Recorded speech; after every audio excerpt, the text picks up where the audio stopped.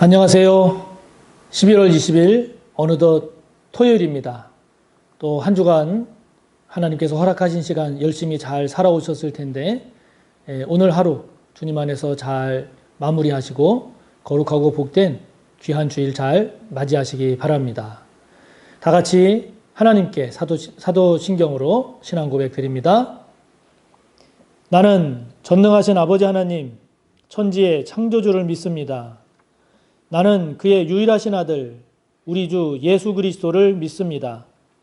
그는 성령으로 잉태되어 동정녀 마리아에게서 나시고 본디오 빌라도에게 고난을 받아 십자가에 못 박혀 죽으시고 장사된 지 사흘 만에 죽은 자 가운데서 다시 살아나셨으며 하늘에 오르시어 전능하신 아버지 하나님 우편에 앉아 계시다가 거기로부터 살아있는 자와 죽은 자를 심판하러 오십니다.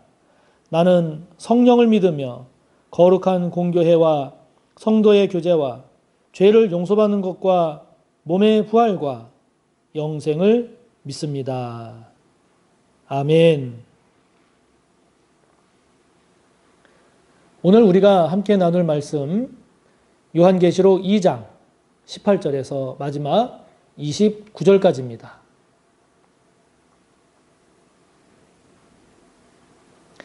신약성경 401쪽입니다. 신약성경 401쪽 요한계시록 2장 18절에서 마지막 29절까지입니다. 함께 봅시다. 두아디라 교회의 사자에게 편지하라. 그 눈이 불꽃 같고 그 발이 빛난 주석과 같은 하나님의 아들이 이르시되 내가 내 사업과 사랑과 믿음과 섬김과 인내를 아노니 내 나중 행위가 처음 것보다 많도다. 그러나 내게 책망할 일이 있노라. 자칭 선지자라 하는 여자 이세벨을 내가 용납함이니 그가 내 종들을 가르쳐 꿰어 행음하게 하고 우상의 제물을 먹게 하는도다. 또 내가 그에게 회개할 기회를 주었으되 자기의 음행을 회개하고자 하지 아니하는도다. 볼지어다 내가 그를 침상에 던질 터이요 또 그와 더불어 간음하는 자들도 만일 그의 행위를 회개하지 아니하면 큰 환난 가운데 던지고 또 내가 사망으로 그의 자녀를 죽이리니 모든 교회가 나는 사람의 뜻과 마음을 살피는 자인 줄 알지라. 내가 너희 각 사람의 행위대로 갚아주리라. 두아디라에 남아있어 이 교훈을 받지 아니하고 소위 사탄의 깊은 것을 알지 못하는 너희에게 말하노니 다른 짐으로 너희에게 지울 것은 없노라. 다만 너희에게 있는 것을 내가 올 때까지 굳게 잡으라. 이기는 자와 끝까지 내 일을 지키는 그에게 만국을 다스리는 권세를 주리니 그가 철장을 가지고 그들을 다스려 질그릇 깨뜨리는 것과 같이 하리라. 나도 내 아버지께 받은 것이 그러하니라. 내가 또 그에게 새벽 별을 주리라. 귀 있는 자는 성령이 교회들에게 하시는 말씀을 들을지어다. 아멘. 7개 교회에게 주시는 우리 주님의 말씀 7개 교회 중 오늘 네 번째 두아디라 교회에 주시는 말씀입니다. 두아디라는 버가모 조금 아래쪽에 있죠. 이 두아디라 교회에 관한 이런 여러 내용들, 자료들을 보니까, 이 두아디라는 그 7교회가 있는 그 각 도시들, 그 7도시 중에서는 가장 규모가 작은 그런 도시였다라고 합니다. 규모는 작았지만 이 두아디라라고 하는 곳이 전통적으로 군사적 요충지 였습니다. 그래서 군사적으로 아주 중요한 그런 요충지로서의 그런 역할을 과거에 옛날에 쭉 해왔는데 그런데 이제 로마가 이 지역을 점령하면서 군사적 요충지였던 이 두아디라를 로마가 점령하면서 성격이 바뀌게 됐어요. 군사적 요충지에서 이제는 상업이 발달하고 제조업이 발달하는 그런 도시로 이제 변해가게 됐습니다.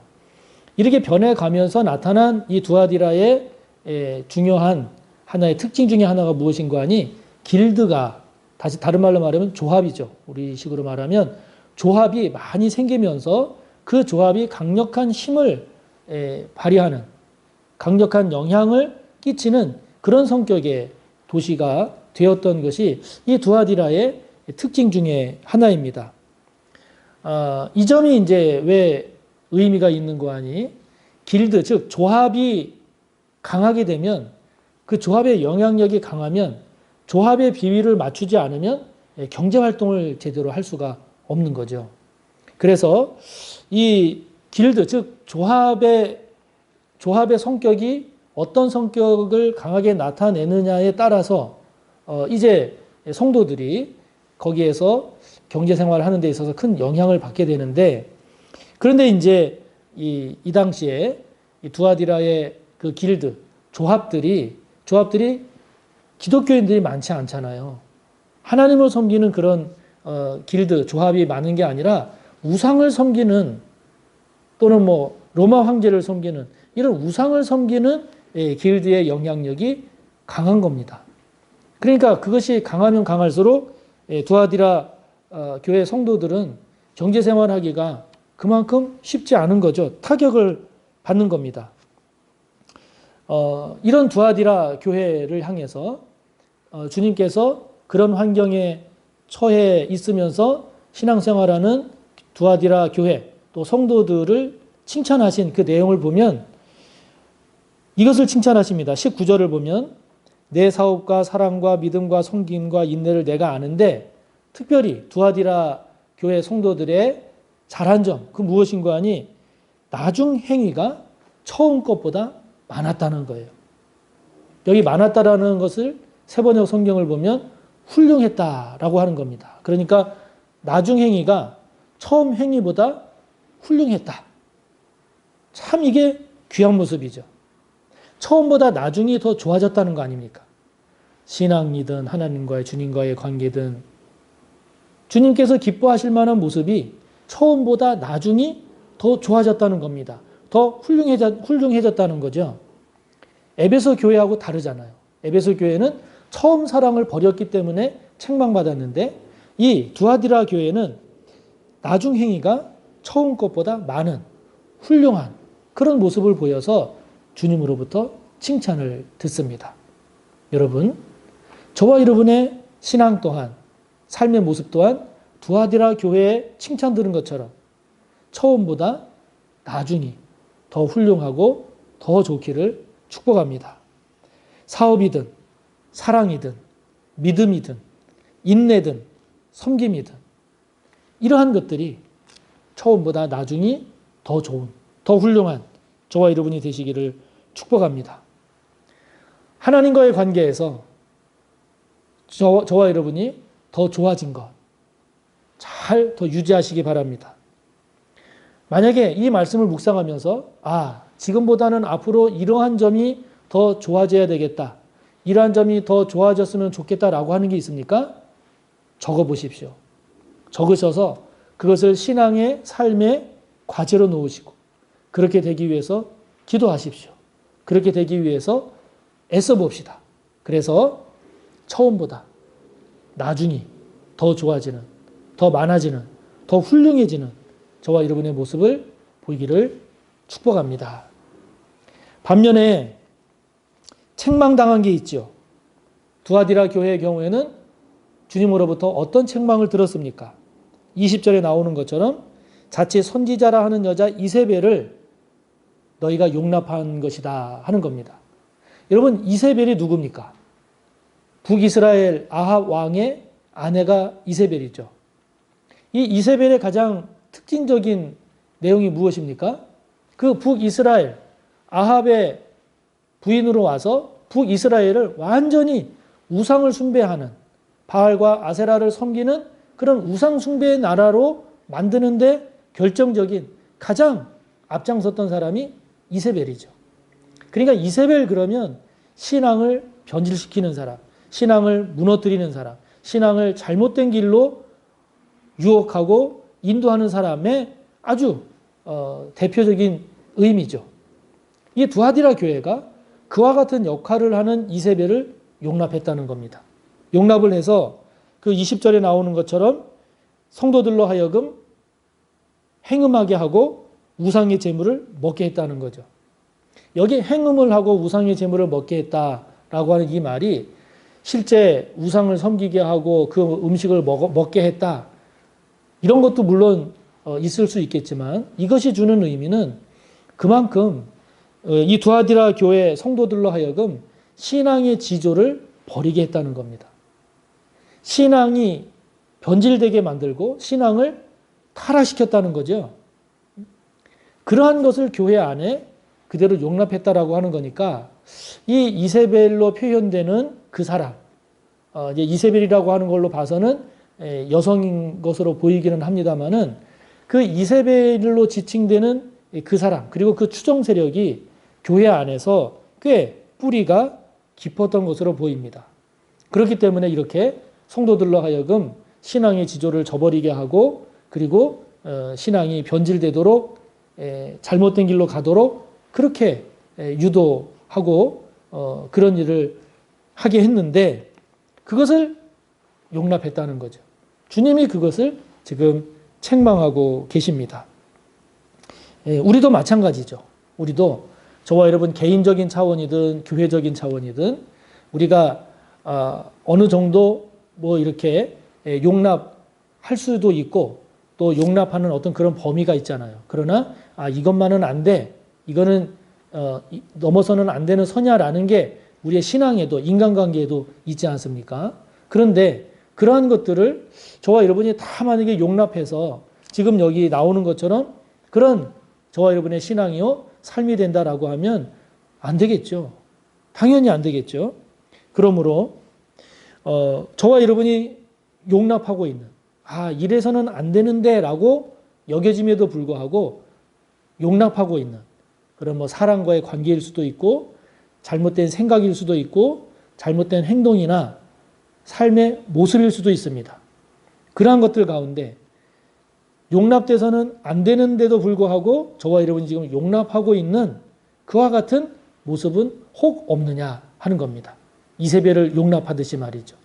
만약에 있다면 그것을 저와 여러분이 잘 분별해서 내가 이것을 계속 끌려가면 이 방향으로 계속 가면 나 또한 이세벨을 추종하는 그러한 신앙, 그러한 삶이 되겠구나 라고 하는 것을 빨리 깨달으셔서 돌이켜서 저와 여러분의 신앙을 바로 잘 세워가는 그런 은혜가 저와 여러분 가운데 있기를 바랍니다.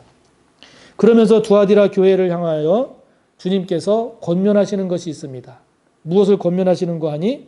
25절에 보면 다만 너희에게 있는 것을 내가 올 때까지 굳게 잡으라.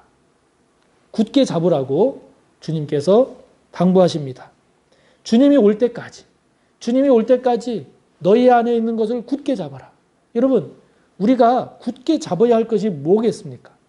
주님 오실 때까지 우리가 굳게 잡아야 할 것이 무엇이겠습니까? 예수님의 십자가를 통한 구원의 은혜요? 예수님의 부활을 통한 능력과 승리와 영광이요? 그리고 하나님의 나라의 가치관을 따라 살아가는 것. 그것이겠죠. 이거는 우리가 주님 오실 때까지 끝까지 굳게 붙잡고 가야 합니다. 환경이 좋든 나쁘든 경제적으로 어렵든 여유가 있든 어떤 상황, 어떤 경우, 어떤 상태라 할지라도 저와 여러분이 굳게 붙잡고 가야 될 것. 주님 앞에서는 그날까지, 주님 오시는 그날까지 굳게 잡아야 될 것. 예수 그리스도의 십자가의 구원의 은혜, 예수 그리스도의 십자가의 도, 구원의 능력과 영광과 승리, 하나님 나라의 가치관을 따라 사는 것. 이것을 저와 여러분은 놓쳐서는 안 되겠죠.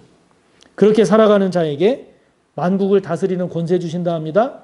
철장 권세 주셔서 질그릇을 깨트릴 수 있는 능력을 주신다고 합니다. 새벽별을 받게 될 거라고 합니다.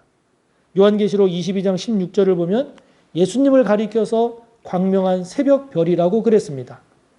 주님 오실 때까지 굳게 붙잡고 가는 저와 여러분에게 예수 그리스도의 영광에 참여할 수 있는 그런 복, 영광을 허락하신다는 거죠. 저와 여러분이 끝까지 붙잡고 가야 할 그러한 소중한 것이 무엇일까? 깊이 다시 한번 이 말씀을 묵상하면서 정리하는 가운데 흔들림 없이 붙잡고 갈 것을 끝까지 잘 붙잡고 가는 저와 여러분 모두가 되시기를 주님의 이름으로 축복합니다. 하늘에 계신 우리 아버지, 아버지의 이름을 거룩하게 하시며 아버지의 나라가 오게 하시며 아버지의 뜻이 하늘에서와 같이 땅에서도 이루어지게 하소서. 오늘 우리에게 일용할 양식을 주시고 우리가 우리에게 잘못한 사람을 용서하여 준 것 같이 우리 죄를 용서하여 주시고 우리를 시험에 빠지지 않게 하시고 악에서 구하소서. 나라와 권능과 영광이 영원히 아버지의 것입니다. 아멘.